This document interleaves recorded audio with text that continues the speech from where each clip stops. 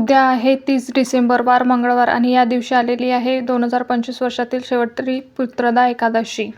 या एकादशीचा प्रारंभ हा 30 डिसेंबर 2025 रोजी मंगळवारी संध्याकाळी 7:50 होणार आहे आणि या एकादशी समाप्ती ही 31 डिसेंबर 2025 बुधवारी सकाळी 5 वाजता होणार आहे. पुत्रदा एकादशी ही अपत्य प्राप्तीसाठी अत्यंत महत्त्वाची तिथी मानली जाते. यंदा पौष पुत्रदा एकादशीला भरणी नक्षत्राचा शुभ संयोग असणार आहे. हा शुभ संयोग ज्योतिषाच्या मते या काळात पूजा केल्याने आपल्याला दुप्पट फळ प्राप्ती होईल. पुत्रदा एकादशीचे व्रत विवाहित जोडप्यांनी करायला हवे. हे व्रत संतान प्राप्तीसाठी केले जाते असं म्हटलं जातं. तसेच हे व्रत केल्याने घरात सुख, शांती, वृद्धी ही कायम टिकून राहते. भगवान विष्णू आणि देवी लक्ष्मीचा आशीर्वाद हा कायम आपल्या घरावरती राहतो. या पुत्रदा एकादशीचं व्रत केल्याने जीवनातील सर्व संकटे, अडचणी दूर होऊन सर्व इच्छा, मनोकामना पूर्ण होतात. धार्मिकदृष्ट्या हा दिवस अत्यंत महत्त्वाचा असल्यामुळे या दिवशी काही प्रभावी उपाय देखील केले जातात. तर आजच्या या व्हिडिओमध्ये आपण एक अतिशय प्रभावी असा एक उपाय पाहणार आहोत. उद्या पुत्रदा एकादशीच्या दिवशी तुम्ही उपवास नाही केला तरीही चालेल, पण फक्त सकाळी इथे लावा एक दिवा. शत्रू तुमच्यासमोर लोटांगण घालेल. 7 पिढ्यांचे दारिद्र्य हे नष्ट होऊन गरिबी संपेल.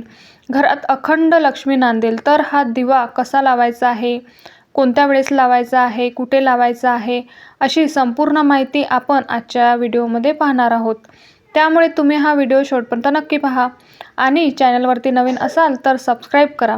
तसेच व्हिडिओला एक लाईक करून कमेंटमध्ये ओम नमो भगवते वासुदेवाय नमः असे नक्की लिहा.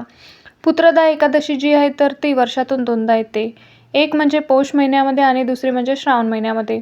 तर ही एकादशी जी आहे तर ते पुत्र प्राप्तीसाठी, त्याचबरोबर संतान प्राप्तीसाठी आणि मुलांची भरभरून प्रगती होण्यासाठी खूप महत्त्वाची एकादशी असते. त्यामुळे जर तुम्हाला संतान प्राप्तीची इच्छा असेल, तुम्हाला मुलंबाळ होत नसेल किंवा तुम्हाला पुत्रप्राप्तीची इच्छा असेल तर हे व्रत तुम्ही अवश्य करा. त्याचबरोबर तुम्हाला मुलंबाळ असेल, त्यांची भरभरून प्रगती व्हावी, त्याचबरोबर कोणतेही संकट, अडचणी येऊ नये असं तुम्हाला वाटत असेल तरी देखील तुम्ही हे व्रत जे आहे तर ते करू शकता. हे व्रत मुलांच्या उज्ज्वल भविष्यासाठी खूप प्रभावी मानलं जातं आणि म्हणून असे म्हटले जाते की तुम्ही वर्षभरात कोणत्याही एकादशीचा व्रत नाही केलं तरी चालेल, परंतु वर्षातील या 2 पुत्रदा एकादशी व्रत हे अवश्य करावे. या व्रतामुळे जीवनातील अनेक संकटे हे दूर होतात. त्यामुळे तुम्हाला शक्य असेल तर तुम्ही उद्या या पुत्रदा एकादशीचे व्रत हे आवर्जून करा. तर हा उपाय तुम्हाला उद्या पुत्रदा एकादशीच्या दिवशी करायचा आहे. उद्या सकाळी तुम्हाला अशा ठिकाणी एक दिवा लावायचा आहे. तर सकाळी तुम्हाला 12 वाजण्याच्या अगोदर हा जो दिवा आहे तर तो आपल्या घरामध्ये लावायचा आहे.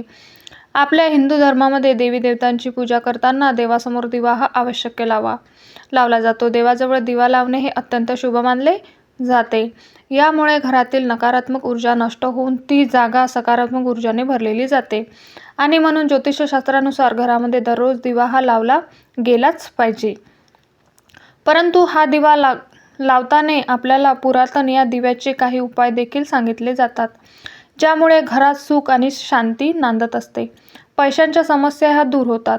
तसेच एखादं काम जे अडकलेलं असेल तर ते देखील पूर्ण होतं, कारण दिव्यामध्ये सकारात्मक लहरी ज्या असतात तर त्या खूप जास्त असतात आणि जेव्हा आपण दिव्यासंबंधी हे उपाय करतो तेव्हा त्या सकारात्मक लहरी असतात तर त्या आपल्या आयुष्यामध्ये उतरत असतात. यामुळे आपल्या जीवनातील सर्व अडचणी, अडथळे, संकटे दूर होतात. आता हा जो उपाय आहे तर आपल्याला लक्ष्मी प्राप्तीसाठी, धनप्राप्तीसाठी करायचा आहे. त्याचबरोबर संतान प्राप्तीसाठी सुद्धा करायचा आहे. त्याचबरोबर जर आपल्या घरामध्ये काही दोष असेल, अडचणी असेल, तुम्हाला एखादा शत्रू वारंवार त्रास देत असेल, बऱ्याच वेळा आपल्याला घरच्या आजूबाजूजवळ प्रवृत्तीचे लोक राहतात, ती आपल्याला खूप गोड बोलतात, परंतु त्याच्या मनामध्ये आपल्याबद्दल वाईट विचार असतात, वाईट भावना असते आणि यामुळे अशा लोकांमुळे सुद्धा आपल्याला दोष जे आहेत तर ते लागतात. आपल्या घरातल्या आपल्या मुलांना, आपल्या कामाला नजर दोष हा लागत असतो. आपल्या महत्त्वाच्या कामामध्ये अडचणी, अडथळे येतात असतात आणि म्हणून जर तुम्ही पुत्रदा एकादशीला हा एक दिवा आपल्या घरामध्ये जर लावला तर शत्रुपीडा नष्ट होईल. घरातील 7 पिढ्यांचे दारिद्र्य दूर होईल आणि तुम्हाला संतान प्राप्ती होईल. घरातील गरिबीही निघून जाईल आणि घरामध्ये सुख, शांती, समृद्धीही नांदू लागेल. तर हा उपाय करण्यापूर्वी आपल्याला उद्या सकाळी लवकर उठायचं आहे. स्वच्छ स्नान करायचं आहे, स्वच्छ कपडे परिधान करायचे आहे. उद्या आपल्याला भगवान श्रीहरी विष्णूच्या रूपात असलेले बाळकृष्ण जे आहे तर त्यांची पूजा करायची आहे. त्यांच्या मूर्तीवरती शुद्ध पाण्याने पंचामृत अभिषेक करायचा आहे आणि हे अभिषेक केलेले पाणी किंवा तीर्थ असणार आहे तर ते आवश्यक आहे आपल्या घरातील मुलांना अगदी थोडं का होईना पण नक्की पाजा. यामुळे बघा मुलांचे सर्व दोष अडचणी दूर होऊन त्यांची प्रगती होऊन लागेल. यानंतर आपल्याला हा उपाय जो आहे तर हा उपाय करण्यापूर्वी सर्वप्रथम तुम्हाला देवघरामध्ये दिवा प्रज्वलित करून घ्यायचा आहे. धूप दीप अगरबत्ती लावून तुम्हाला वातावरण हे प्रसन्न करायचं आहे आणि यानंतर या उपायाला सुरुवात करायची आहे. हा उपाय करण्यासाठी तुम्हाला एक मातीचा दिवा जो असतो तर तो घ्यायचा आहे, ज्याला आपण पंती म्हणतो. आणि ही पंती घेऊन चांगली घ्या, कुठेही तुटलेली फुटलेली अशी पंती घेऊ नका. एक चांगली पंती जी आहे तर ती तुम्हाला घ्यायची आहे. या पंतीमध्ये तुम्हाला शुद्ध गाईचं तूप जे असतं ते घालायचं आहे आणि दुहेरी कापसाची वात करून या दिव्यामध्ये तुम्हाला लावायची आहे. जर तुमच्याकडे शुद्ध गाईचं तूप नसेल तर तुम्ही मोहरीचं, तिळाचं किंवा इतर कुठलंही तेल जे असतं ते घेऊ शकता. तुम्ही दिव्यामध्ये घालू शकता, काहीच हरकत नाही. यानंतर तुम्हाला काय करायचं आहे, एक प्लेट घ्यायची आहे. प्लेटमध्ये तुम्हाला कुंकू आणि हळद मिक्स करून एक स्वस्तिक काढायचं आहे आणि त्या प्लेटमध्ये तुम्हाला मीठ जे असतं तर ते टाकायचं आहे.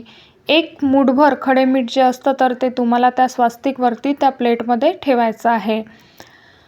यानंतर हा दिवा जो आहे तर तो आपल्याला त्या मिठावरती ठेवायचा आहे आणि यानंतर हा दिवा आपल्याला आपल्या देवघरामध्ये ठेवून प्रज्वलित करायचा आहे. दिवा प्रज्वलित केल्यानंतर या दिव्यामध्ये आपल्याला चिमूटभर पांढरे तीळ टाकायचे आहे आणि 2 अखंड फुलाच्या लवंगा टाकायच्या आहे.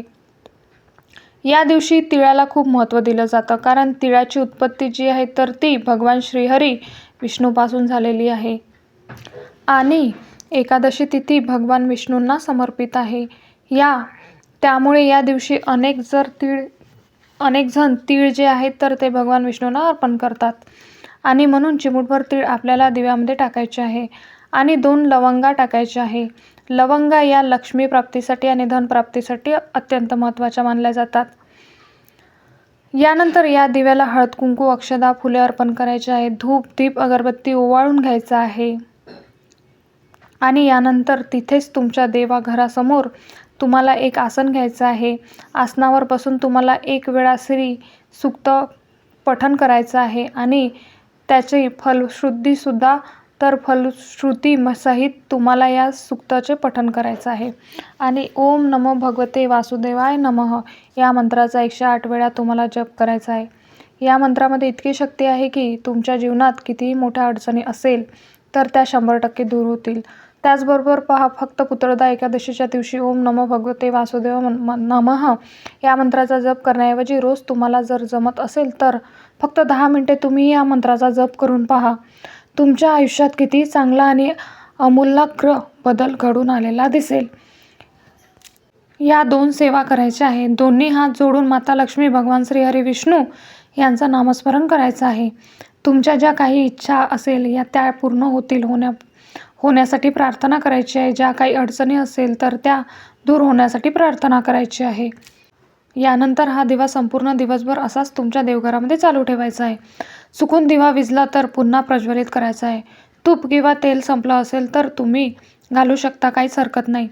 यानंतर दुसऱ्या दिवशी तुम्हाला काय करायचं आहे, ते मीठ जे असणार आहे तर ते तुम्हाला पाण्यामध्ये टाकायचं आहे, म्हणजे तुमच्या सिंकमध्ये टाकायचं आहे आणि वरून पाणी ओतून घ्यायचं आहे.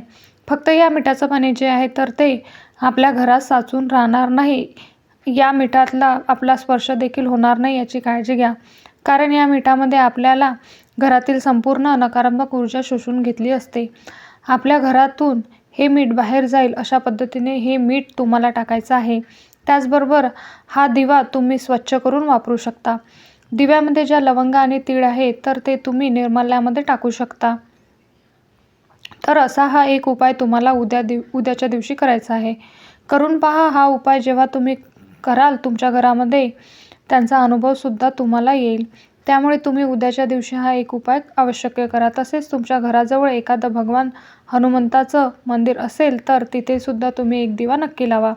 उद्या मंगळवारी ही पुत्रदा एकादशी आलेली आहे आणि मंगळवार जो असतो तर तो मंगळ ग्रहाशी संबंधित असतो आणि भगवान हनुमंत आहे तर ते मंगळ ग्रहाशी संबंधित असतात. त्यामुळे आपल्याला तिथेसुद्धा एक दिवा जो आहे तर तो आवश्यक लावायचा आहे. तर हा व्हिडिओ तुम्हाला आवडला असेल, व्हिडिओतील माहिती उपयुक्त वाटली असेल तर व्हिडिओला एक लाईक नक्की करा आणि चॅनलला सबस्क्राईब करून आम्हाला प्रोत्साहित करा. धन्यवाद. श्री स्वामी समर्थ. जय जय स्वामी समर्थ.